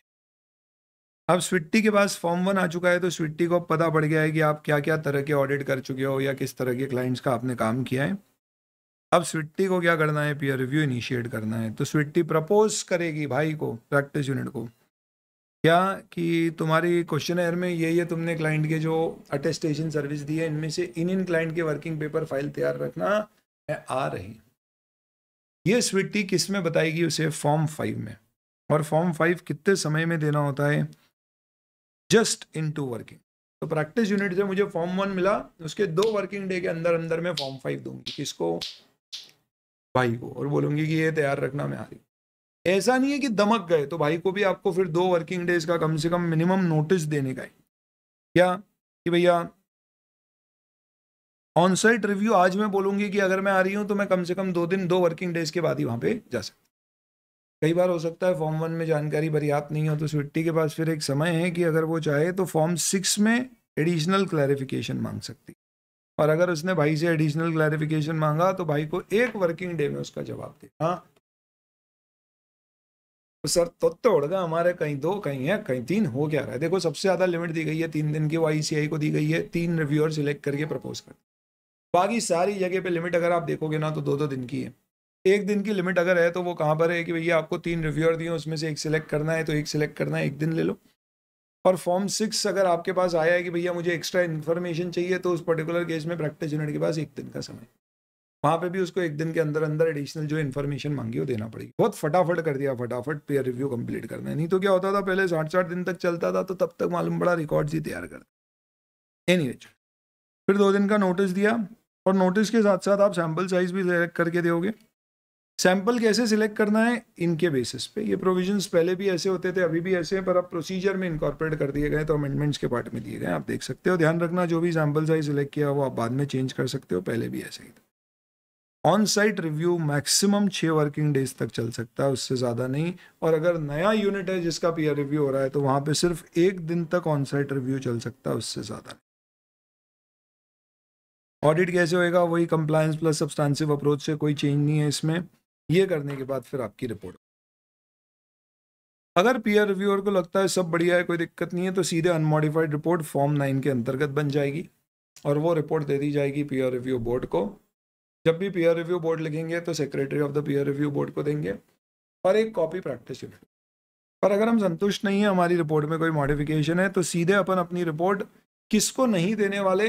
To the board. क्यों? क्योंकि ये कोई इन्वेस्टिगेशन नहीं, हम उस रिपोर्ट का ड्राफ्ट प्रिपेयर करके उस रिपोर्ट को प्रिलिमिनरी रिपोर्ट का नाम देके भाई को, प्रैक्टिस यूनिट को देंगे कि भाई तो अपने कमेंट दे दे इस पे।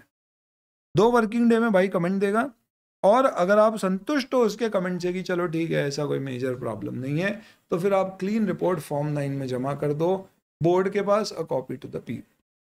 और आप संतुष्ट नहीं हो, आपको लगता है डेफिशिएंट है उसके सिस्टम्स, तो उस केस में आपको क्वालिफाइड रिपोर्ट देनी है बोर्ड को and copy will be given to the practice form 9। और फिर प्रैक्टिस यूनिट को 1 साल का समय दिया जाएगा, उसके बाद उसका एक फॉलो ऑन ऑडिट होगा। ये प्रोविजन जैसे पहले थे वैसे के वैसे ही हैं, और इस फॉलो ऑन ऑडिट में वापस से चेक करेंगे कि भैया तुमने काम ढंग से कर लिया या नहीं, तुम्हारे सिस्टम सही हो गए या नहीं, नया पीयर रिव्यूअर आएगा, नई फीस लगेगी, ये सब प्रैक्टिस यूनिट को पे करना पड़ेगी। और फिर रिपोर्ट अगर वापस गड़बड़ निकली तो फिर आपके अगेंस्ट डिसिप्लिनरी एक्शन लेंगे। यानी पहली बार जब पीयर रिव्यू होता है और गड़बड़ निकलती है तो कोई डिसिप्लिनरी एक्शन नहीं लिया जाता, आपको मौका दिया जाता है सुधरने का, और वो भी 1 साल का पूरा। चाहे तो बोर्ड उसे कम कर सकती है, बट मिनिमम 6 महीने का समय देना। पीयर रिव्यूअर की जो रिपोर्ट आएगी उसमें क्या क्या दिया जाएगा, तो एक तो system of quality control of assurance for the period under review, that is 3 years, new units के केस में 18 months, क्या वो as per technical professional ethical standard है या नहीं। प्लस उसे कई सारे अनेक्शर अपनी रिपोर्ट में देना होंगे। जो फॉर्म 1 क्वेश्चनर प्रैक्टिस यूनिट की आई थी उसकी कॉपी लगाना पड़ेगी, जो सैंपल उसने सिलेक्ट किए और कैसे उसने बोर्ड के क्राइटेरिया के अनुसार किए वो, और प्रिलिमिनरी रिपोर्ट अगर इशू हुई है कब, जब आपके कोई मॉडिफिकेशंस हैं तो प्रिलिमिनरी होगी, नहीं तो सीधे फाइनल रिपोर्ट जाती है, तो उसके आपके मॉडिफिकेशंस देना होंगे। साथ ही साथ में practice unit as well as the reviewer will ensure कि सारे डॉक्यूमेंट जो सबमिट किए गए हैं बोर्ड को वो प्रॉपरली साइंड है सबके साथ, और आपको कोशिश करना है 20 वर्किंग डे में पूरा पीयर रिव्यू कब से शुरू होगा, from the date of receipt of application की तुम्हारे को पीयर रिव्यू कराना है, या from the date of application की मेरा पीयर रिव्यू कर दो, उसके 20 वर्किंग डे में कंप्लीट करो, न्यू यूनिट का 7 दिन में। इनफैक्ट अगर तुम्हारे को इससे ज़्यादा टाइम लग रहा है तो तुमको अप्लाई करना पड़ेगा फॉर एक्सटेंशन।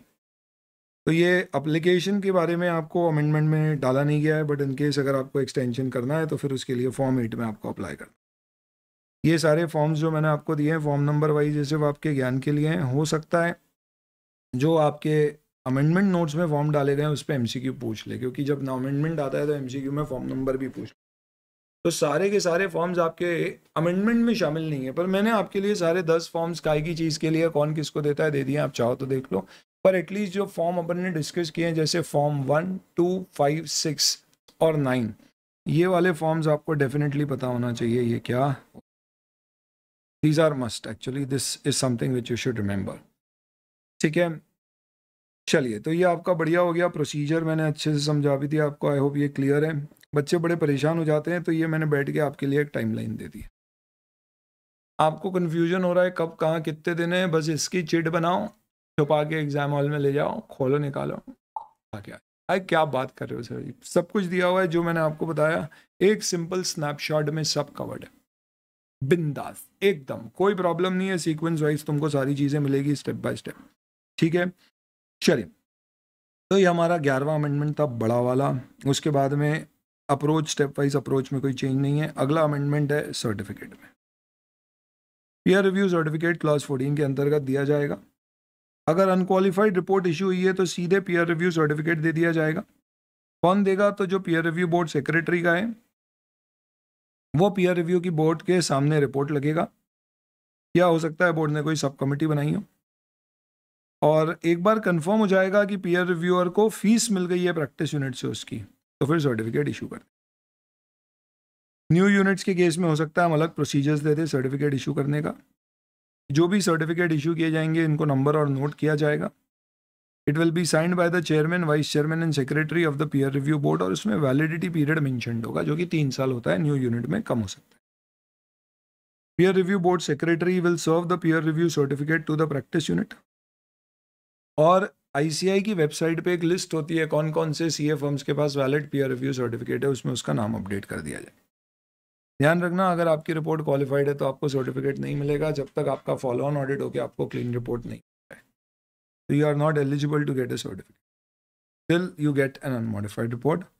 3 साल या कोई भी दूसरा पीरियड जैसा बोर्ड डिफाइन करना चाहे वो सर्टिफिकेट हो सकता है। बोर्ड चाहे तो आपके पीयर रिव्यू में एक्सटेंशन भी दे सकते हैं। कोविड के दौरान बोर्ड ने काफ़ी एक्सटेंशन दिए।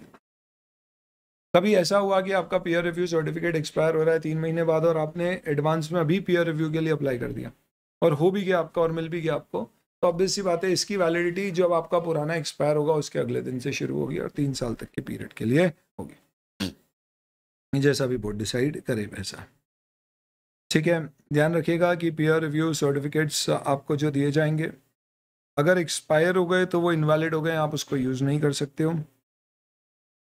इसलिए अगर आपके पास एक वैलिड सर्टिफिकेट नहीं है और आपको पीयर रिव्यू की मैंडेटरी रिक्वायरमेंट है, अब तो हर फॉर्म जो 3 या उससे ज़्यादा पार्टनर है उनमें तो आई गई, तो उस केस में आप कोई डॉक्यूमेंट साइन नहीं कर पाओगे उस दौरान, कौन से अटेस्टेशन वाले, जहाँ अटेस्टेशन हो रहा है, और अगर किए तो उसे इनवैलिड माना जाएगा।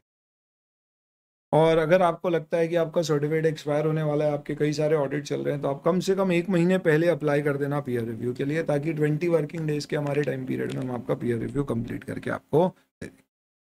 इसके अलावा बाकी चीज़ों में कोई अमेंडमेंट नहीं है। इसी के साथ आपका पीयर रिव्यू का एक लंबा चौड़ा डिस्कशन अच्छे से कवर हो जाता है। आपका अगला अमेंडमेंट है दोस्तों कोड ऑफ एथिक्स में, जिसमें आपको पता होगा कि अब आपके पास 3 पार्ट होते हैं। पार्ट 1 इस्बा कोड, पार्ट 2 आपका आईसीआई कोड, और पार्ट 3 में केस लॉज रेफरेंसेस दिए। आपके सिलेबस में पार्ट 2 है मोस्टली।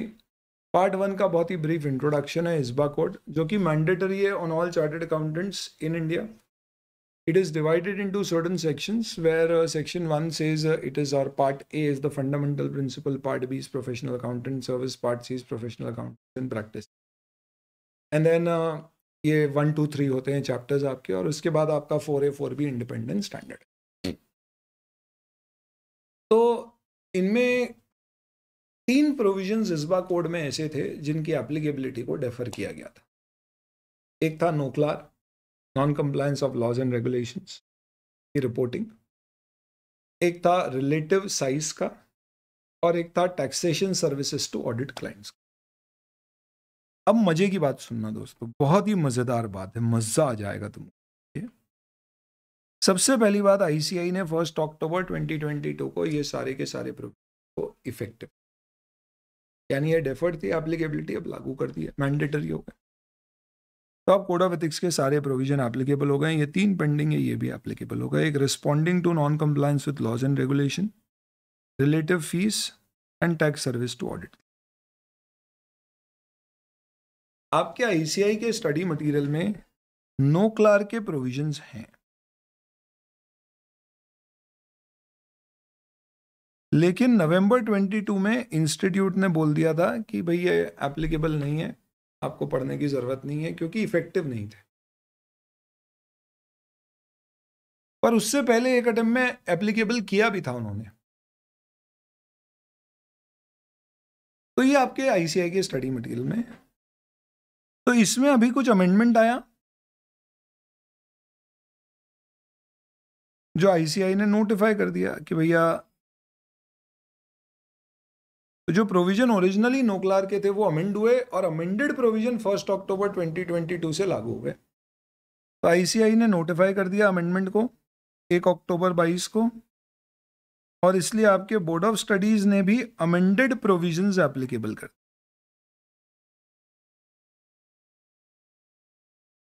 मई 2023 से।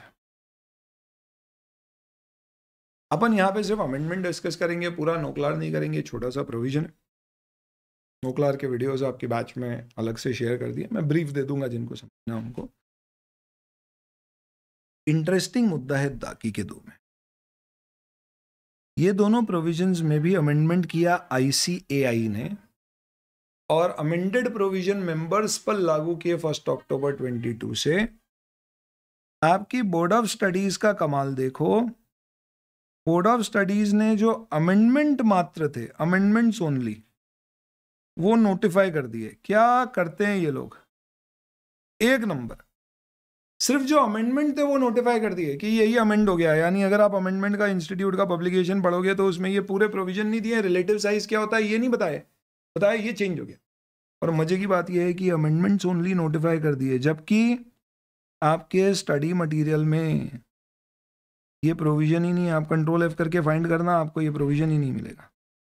इसका रिलेटिव फीस और टैक्स सर्विस का मतलब आपके सिलेबस में एक ऐसी चीज का अमेंडमेंट लागू कर दिया गया है जो चीज ही आपके सिलेबस में या कोर्स में एटलीस्ट स्टडी मटेरियल, ये कैसे कर दिया साइंस, पता नहीं। ऑडिट से मेरी बड़ी समस्या है कि इंस्टीट्यूट कई सारे नोटिफिकेशंस जो आते हैं उसको मिस कर जाता है और एप्लीकेबल ही नहीं करता ऑडिट के पेपर में। और ऐसा पहली बार नहीं हो रहा है, पहले भी हो चुका है। जैसे एक बीच में डेरिवेटिव ट्रेडिंग का है, बड़ा नोटिफिकेशन इंपॉर्टेंट था, पर उसको आज तारीख तक एप्लीकेबल किया ही नहीं इंस्टीट्यूट ने स्पेसिफिकली किया। एनी विच वे, तो इस बार क्या किया, मैंने पहले ही एक अमेंडमेंट वीडियो डाल दिया दिसंबर में कि भैया यही अमेंडमेंट 31 अक्टूबर तक आ चुके हैं नोटिफिकेशंस के अनुसार।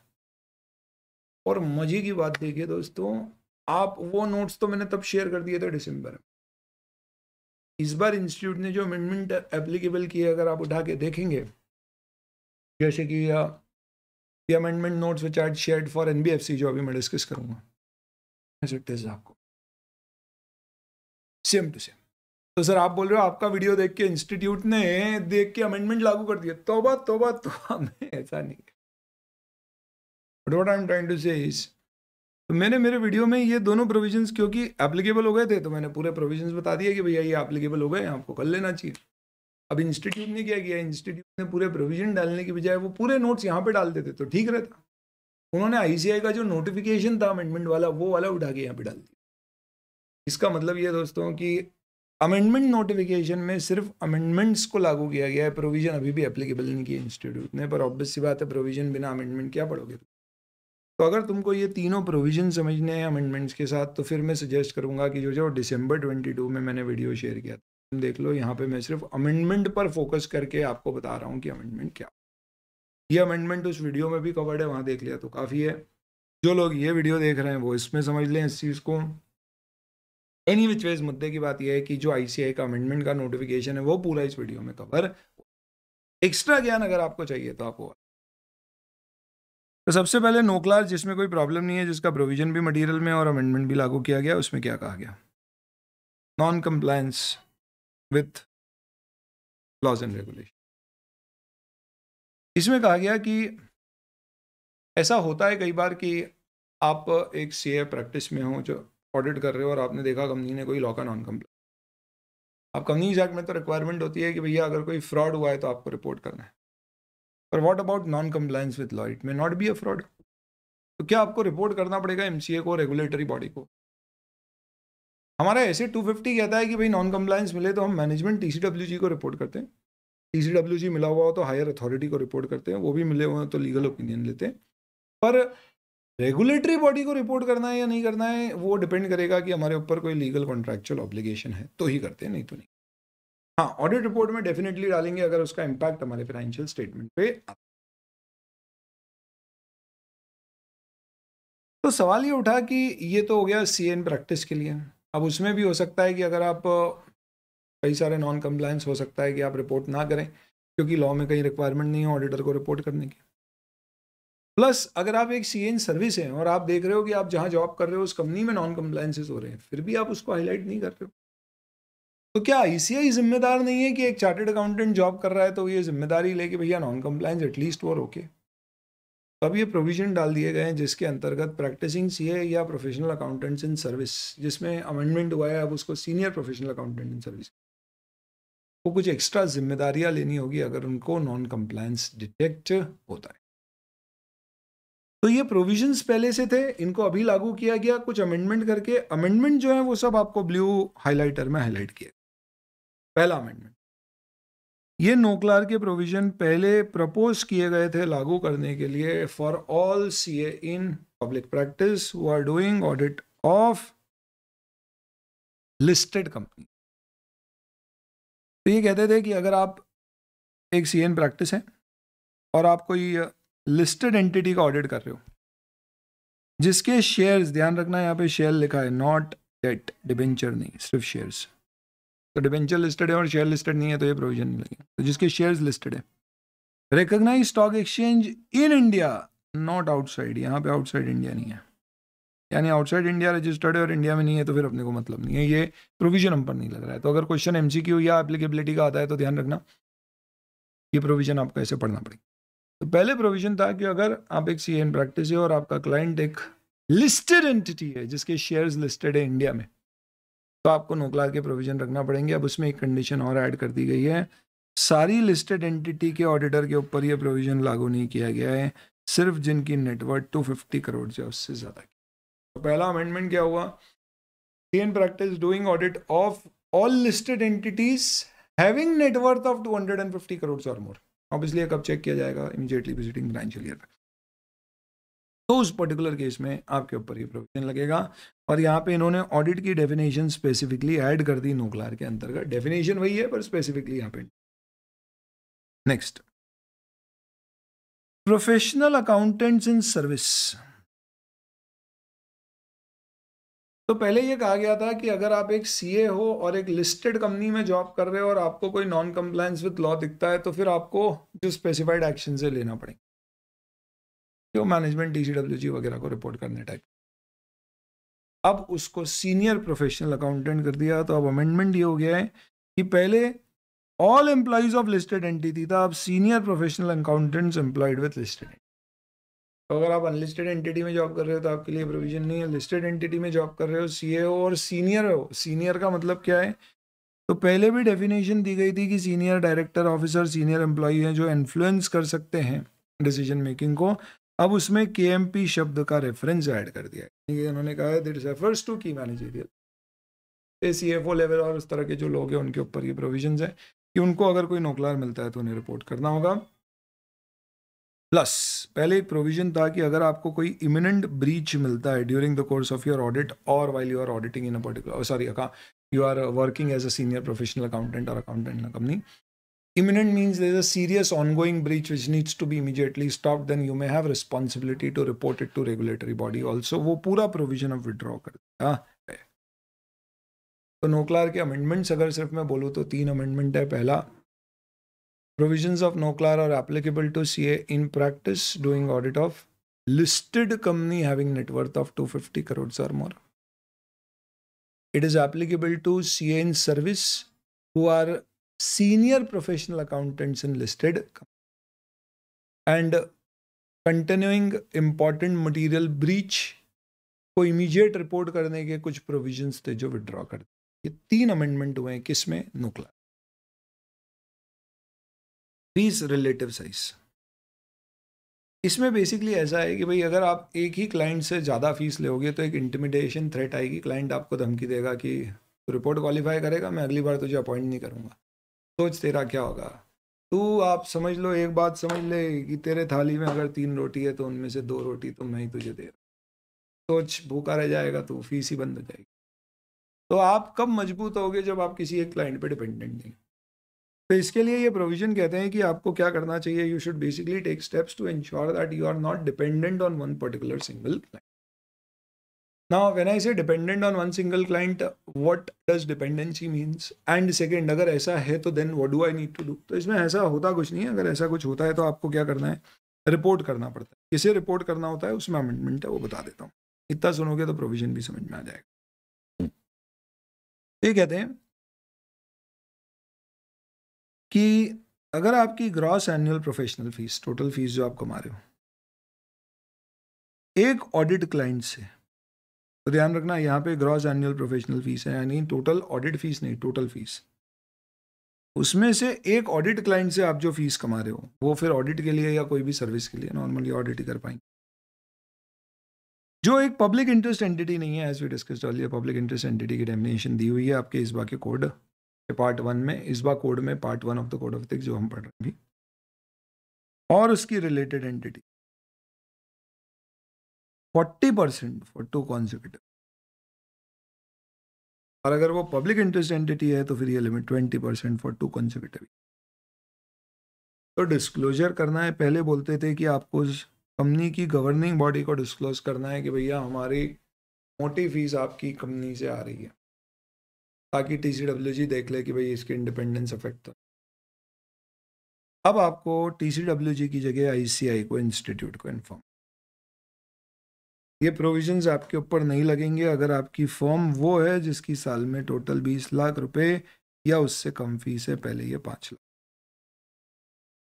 और अगर आपका ऑडिट क्लाइंट कोई government company, public undertaking, nationalise bank, public financial institution, यानी सारी बैंक नहीं, पब्लिक इंटरेस्ट एंटिटी में सारी बैंक आती है, यहाँ पे एक्सेप्शन में क्या है?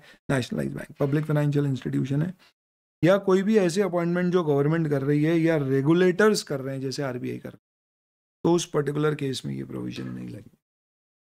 तो लेट्स से मेरी टोटल ऑडिट फीस साल भर की 1 करोड़ है, जिसमें से 50 लाख रुपए मुझे लेट्स से फॉर एग्जांपल मिलता है आईसीआईसीआई बैंक से, तो it's a private bank, it's a public interest, 50% है, तो थ्रेशोल्ड मेरी सिर्फ 20% ही है यहाँ पे। तो अगर ऐसा 2 साल तक हुआ तो मुझे इंस्टीट्यूट को बता, और मेरी टोटल ऑडिट फीस 1 करोड़ की, उसमें से 50 लाख रुपए फीस मुझे मिल रही है because I am doing audit of state bank of India.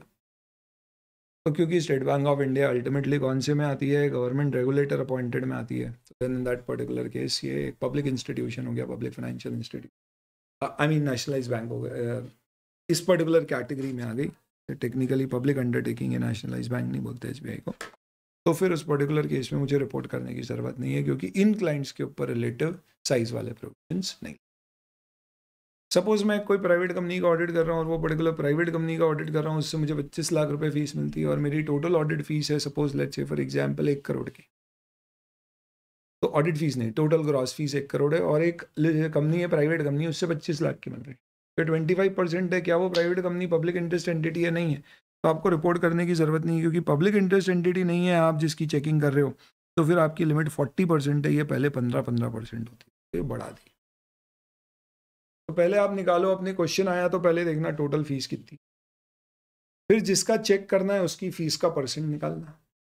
अगर वो परसेंट 40 से ज़्यादा है और जो क्लाइंट आपको दिया गया है वो नॉन पब्लिक इंटरेस्ट एंटिटी है तो रिपोर्ट, और 20 से ज़्यादा है और जो क्लाइंट दिया गया है वो पब्लिक इंटरेस्ट एंटिटी है तो आपको रिपोर्ट। वो भी कब? जब 2 साल लगातार आपकी कंसेक्यूटिव 2 सालों तक आपकी इसको रिपोर्ट करना है। टीसीडब्ल्यूजी को पहले बोला था, अब इंस्टीट्यूट है टीसीडब्ल्यूजी, पर इसमें भी ध्यान रखना अगर आपका क्लाइंट इन एग्जम्प्टेड कैटेगरी में है तो आपको इंस्टीट्यूट को रिपोर्ट करना। बाद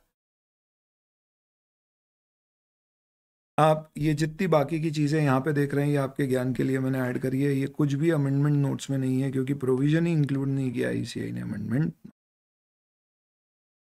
बाद में फिर बोला है कि अगर आप ऑडिट क्लाइंट्स को टैक्स सर्विसेज ना दें तो अच्छा है, क्योंकि देयर इज़ अ रिस्क कि आप कहीं ना कहीं इंडिपेंडेंस अफेक्ट होगी। तो वहाँ पे एक छोटा सा अमेंडमेंट किया गया, और इतना सा अमेंडमेंट नोट्स में दिया गया कि कोर्ट के द्वारा अगर आपको अपॉइंट किया जाता है तो वो उसे काउंट नहीं करते हैं। तो इसमें साफ साफ स्पेसिफाई कर दिया है कि court will not include a tribunal, that amendment has been. इसी के साथ आपके कोड ऑफ एथिक्स के अमेंडमेंट हो जाते हैं, and then the last set of amendments are with respect to NBFCs के प्रोविजंस क्या हैं देखें दोस्तों। नॉन बैंकिंग फाइनेंशियल कंपनीज, आप जानते हैं कि इनको क्लासिफाई करते थे पहले 3 आधार पर। पहला आधार होता था क्लासिफिकेशन का कि वो डिपॉजिट एक्सेप्ट कर रही है या नहीं। नॉन डिपॉजिट एक्सेप्टिंग को एनडी कहते थे। फिर उसमें देखते थे कि क्या उनकी net worth 500 crore, asset size basically 500 crore या उससे ज़्यादा है क्या। तो नॉन डिपॉजिट 500 करोड़ या उससे ज़्यादा के असेट्स रखने वाली को सिस्टमिक इंपॉर्टेंस की एनबीएफसी कहा जाता था। और आरबीआई कहता था कि नॉन डिपॉजिट सिस्टमिक इंपॉर्टेंस, यानी जो डिपॉजिट नहीं ले रही है पर साइज के कारण बड़ी इंपॉर्टेंट है वो इकोनॉमी के लिए, समझने के लिए ऐसा बोल रहा हूँ, या जो डिपॉजिट एक्सेप्ट कर रही है, ये 2 एनबीएफसी हमारे लिए बहुत क्रिटिकल है। इनके ऊपर हम काफ़ी गंभीर रेगुलेशंस लगाएंगे, जैसे इनके ऊपर कैपिटल एडिक्वेसी रेशियो की रेगुलेशन, क्रेडिट रेटिंग की रिक्वायरमेंट, ऐसी बहुत सारे प्रोविजंस इन पे डालेंगे।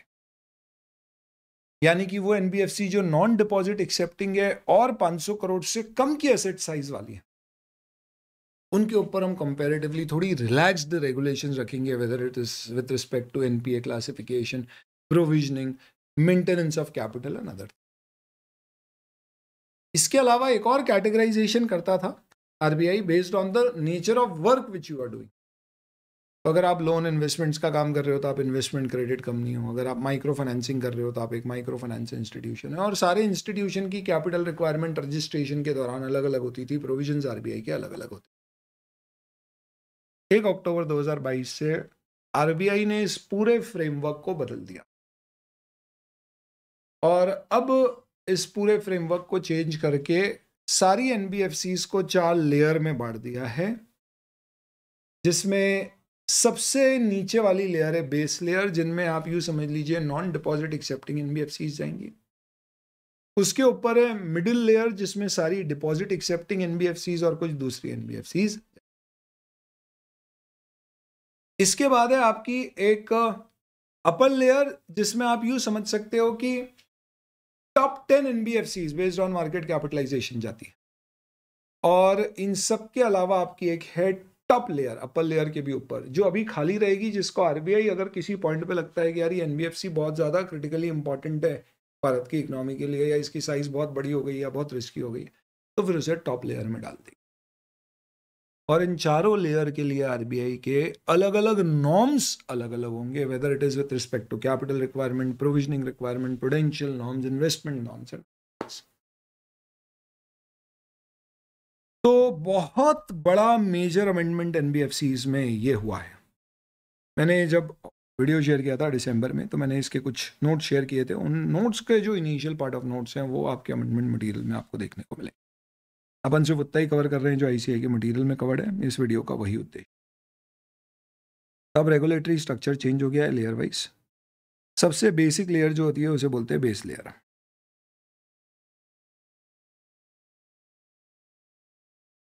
बेस लेयर में कौन सी आएगी?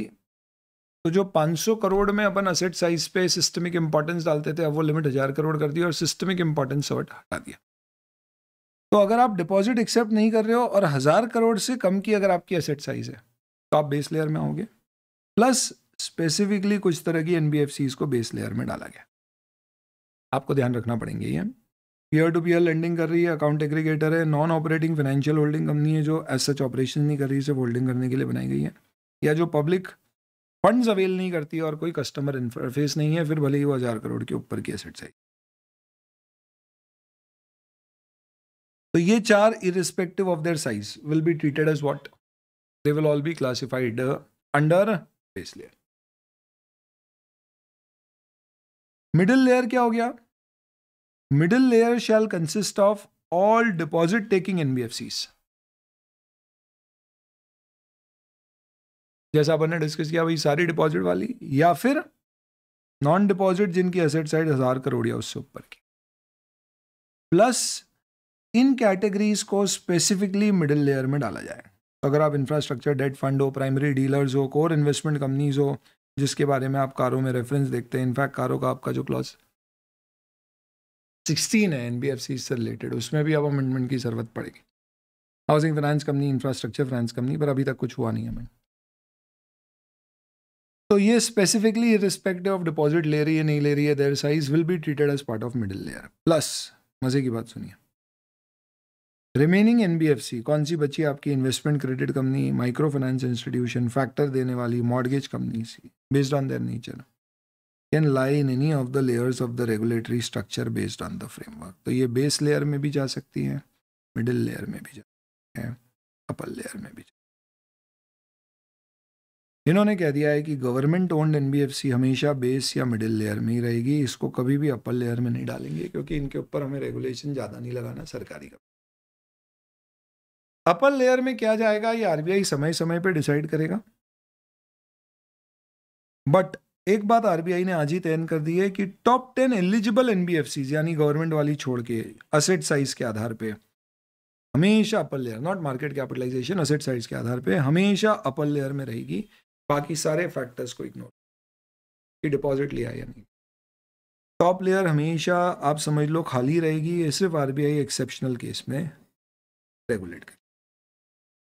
इसके अलावा ये कह दिया है कि NBFC's non-deposit shall mean NBFC base layer or all NBFCs to NBFC deposit accepting या non-deposit systemic importance will be middle layer or upper layer depending on if they are in the top 10 asset size category they'll go to upper layer, otherwise middle। अब ये classification पहले जो होते थे ये नहीं। तो ये आपका NBFC का framework for scale based regulation का अमेंडमेंट है, और आइडियली इसके कारण आपका अमेंडमेंट इंटर के एडवांस अकाउंट्स में भी होना चाहिए था, वहाँ नहीं किया उन्होंने, खैर छोड़ो उससे मतलब। तो ये आपके सारे अमेंडमेंट्स कवर हो जाते हैं। इसके अलावा कुछ दूसरे अमेंडमेंट्स हैं जो मैंने कवर किए थे उस वीडियो में, लेकिन इंस्टीट्यूट ने एप्लीकेबल नहीं किए हैं, तो अब आप इसको ना पढ़े तो चलेगा। पर मुझे ऐसा लगता है कि ये वाले पर्टिकुलरली इंपॉर्टेंट हैं, क्योंकि अमेंडमेंट भले ही एप्लीकेबल नहीं किया है पर पूछ लेंगे तो आप बोल नहीं पाओगे कि ये अमेंडमेंट आउट ऑफ कोर्स आ गया। आप देख ले। डेरिवेटिव ट्रेडिंग में बहुत अच्छे से समझ लो, इंस्टीट्यूट ने FAQ पब्लिश करके समझाया है। अब एक CA इन प्रैक्टिस, खुद के अकाउंट पे इक्विटी और करेंसी डेरिवेटिव में कर सकता है काम, जनरल परमिशन है, कोई परमिशन नहीं लेना है। पर कमोडिटी डेरिवेटिव में आज भी परमिशन नहीं दी गई है, यानी कि आपको करना है तो पहले परमिशन लेना पड़ेगा। पर ये सिर्फ खुद के लिए कर रहे हो तो क्लाइंट के लिए नहीं, क्योंकि वो पोर्टफोलियो मैनेजमेंट सर्विस हो जाएगी, वो तो ऐसे भी प्रोहिबिटेड है इन एवरी केस। पर अगर आप CA प्रैक्टिस में ही नहीं हो तो आप पे कोई रिस्ट्रिक्शन नहीं है, ये रिस्ट्रिक्शन सिर्फ CA प्रैक्टिस पे डालेंगे। सोशल मीडिया के लिए आप चाहें तो वो वीडियो देख ले, काफ़ी डिटेल में अच्छे समझाया था कि सोशल नेटवर्किंग वेबसाइट्स पे आप कैसे